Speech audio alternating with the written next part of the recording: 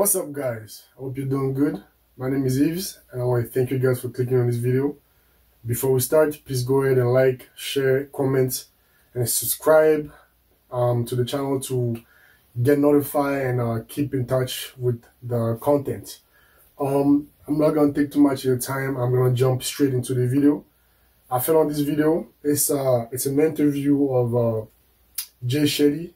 He has a new podcast.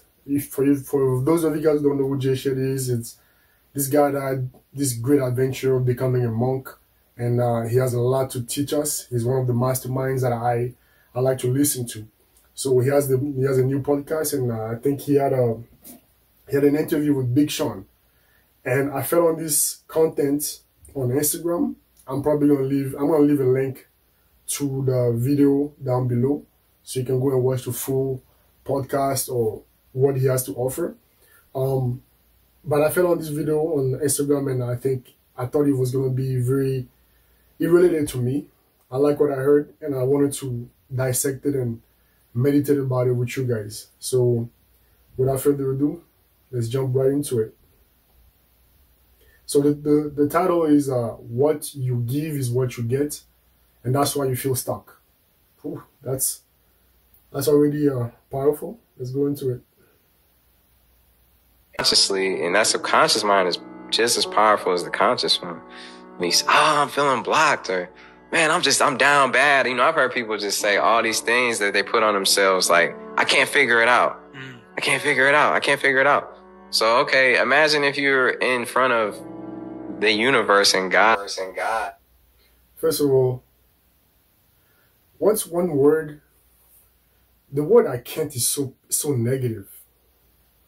What's one word that we can that can replace "I can't" in our vocabulary to propel us forward? Because the word "I can't" maintains you at where you are. When you say "I can't," it makes you really not able to do what you want to do.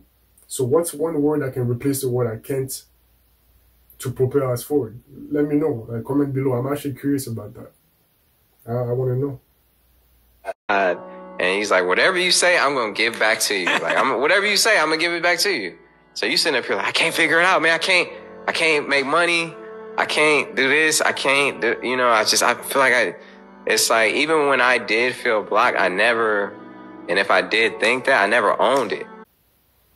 That's interesting. So what he's saying there, from what I hear, is that we need to be cautious of how we speak to ourselves without realizing it. Without realizing it, you can be your own worst critic. I think it's actually proven that you judge yourself more harsh. You judge yourself more harsh than other people judge you. So, if you get dressed and you look good to yourself, you don't look that good until someone else tells you, "Oh man, you look good." Or if you're doing something, you don't think you're doing that as good until someone tells you. So you're your own worst critic. So I think what he's saying here is to pay more attention to what we tell ourselves. Because the one person you talk to the most throughout your whole day is yourself. You talk to yourself more than you talk to anybody else. So if you talk to yourself negatively, then that becomes a reality. So we got to start being more positive with the words that come out of our mouths, because that's speaking into existence. That's not good. And I'd be like, "No, okay, I gotta switch that. I gotta feel better." So the first key to unblocking something is acknowledging that you are blocking yourself, for sure.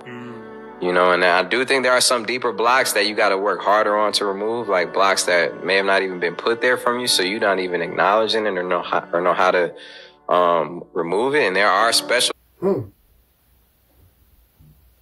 Right? That's true. The way people talk to you too.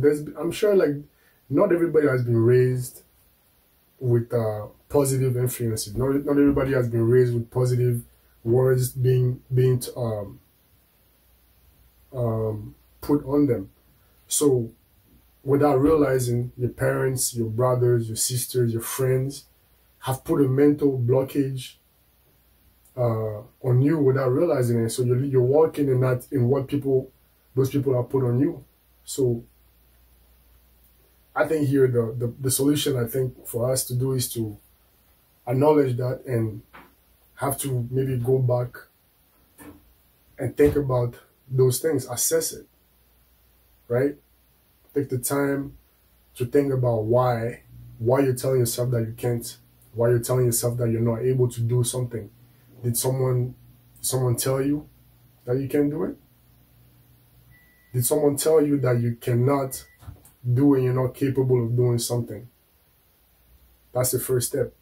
And I think it goes on to say something. So people who can do this, you know, that can help you get rid of it. But I do feel like you're blocking yourself.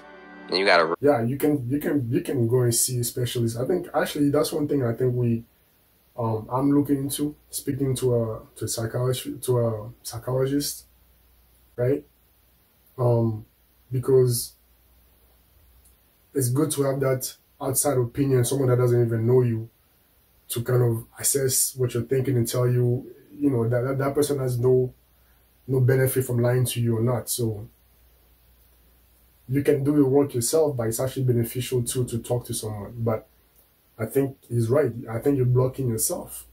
We are blocking ourselves by not only thinking it, but I think the biggest part here is when you say out loud, that means you have accepted something negative. So you could be thinking it, but if you're thinking it, try and change it in your head and then say something positive. That's powerful. Saying it out loud, something positive, right? That actually will help you propel yourself and move forward. And so I think these are the blocks that, like, your friends, your family, you know, growing up, how you were raised, those are the blocks that are inserted in your head without even realizing, right? So not just pay attention to what you tell yourself, but also keep in mind that a lot of people have put these blocks on you, not even by on purpose. Maybe they just maybe they did it out of love, but it came out wrong, right? And now you're stuck with this mentality that you can't do something when really it's not the case. People, the way you were raised, the way people have talked to you since you're here, that plays a big factor. It plays a big part on how you see the world, how you see yourself. Yeah. I know personally, right? Like, growing up, I was always looked at as skinny, very, very skinny, right? Like, very, very skinny, which is where the name Fleck comes from, right? I will get into that another time, but I had this mental blockage in my head, like, that I was always so skinny. So that stopped me from doing a lot of stuff physically that I could have done, even though there was people around me that were telling me, no, you're not that skinny. Like, yeah, you're skinny. You need to eat a little more, but you're not that skinny. You're capable of doing that. Until I started going to the gym and I started seeing improvement. That's why I started seeing differently. But that makes sense, man. Realize that. Stop blocking yourself. It doesn't matter if you don't have money. Don't say you don't have money. Yeah. Like, I got money. Money's coming in right now. Like, ooh, it feels good to be rich. If you keep that mentality and you're not rich, I like that, why? Because my mom has always given me this advice, right? There was a certain point in my life where I started to work in my career, and I was working. In my head, I felt like I was going the right direction. I was working down the right path, but I wasn't making a lot of money yet. So with knowing that I was walking down the right path, it gave me a certain confidence that made other people kind of tell me that, okay, you look like you have money. People started to throw down on me, oh, you have money. And every time I was like, no, I don't, no, I don't, no, I don't. So my mom told me, listen, like, when someone tells you that you have money, never reject it. Always accept it. Always accept it. Don't say, no, you don't have money. That's you pushing that money away. Accept it. That's how you call the blessings on you, right? So now, one thing that I've changed, if someone tells me that I look like I have money, or I look like I have something positive, I say, yes, hell yeah. Hell yeah, I got money. I'm rich. Even if I don't have the money, it's coming. Just like you just said. Very powerful. Promise you, if you really believe it, which you have to believe it because you just have to. If you know, you will be whatever you want to be, and it's never too late to be who you want to be. Yeah, absolutely. Yeah, I used to have a mentor. I remember used to repeat to me the Napoleon Hill words of like, "You become what you think about." Yeah. And he just keeps saying it to me, and he told me to keep saying it. When he first said it, I was just like, oh, come on. Like, you know, how many times are you going to say it? It's like a mantra. When I first became a monk and they introduced me to mantra, you're saying the same thing every day, again and again, and you're thinking, oh, this ain't going to work. But actually what you're saying... Right? Because, like, yeah, exactly. If you're repeating it, if you're repeating something negative, then like, if you think, you become what you think about. So if you think about something repeatedly, something negative repeatedly, then it becomes your life. You become that negative thing. But if you try and take control of it and start repeating positive and actually be cautious about it to realize when you're speaking negative, to change that to something positive, and you repeat that, that becomes you. So be cautious, be careful about what you think, what you say, and try and repeat it. Try and take control of that thought, because you control your thoughts. You can control your thoughts, or we can work at least start working towards controlling our thoughts. You know, I like that. It's true that when you repeat, you become what you think about. Yeah. And when you keep repeating it, it becomes your vocabulary, it becomes your mindset, it becomes your thought, and then it becomes your reality. And you're spot on. I love what you said about being in front of God and you saying, oh, I can't do this, I can't do that. And God's giving you back exactly what you're repeating. He's like, you're right, man, you can't. Yeah. All right, hey. Like. Yeah, you said it, yeah. And that is such a great way of thinking about it as a conversation around how we're creating our...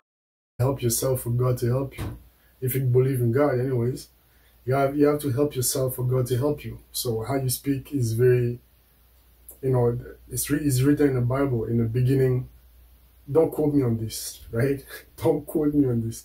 But it's written in the Bible somewhere that in the beginning there was nothing, and then the word, it started with the word, right? So you create your world with your word. When it comes out of your mouth, that becomes reality. So let's be careful about that. That was powerful.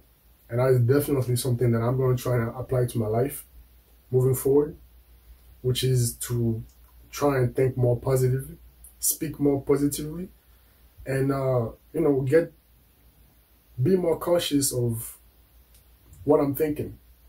I hope you got something from this video. I know I did. Thank you guys for clicking and staying until the end. I appreciate it. Go ahead and subscribe. Leave a comment. Please let me know if you got anything from this and if I missed anything.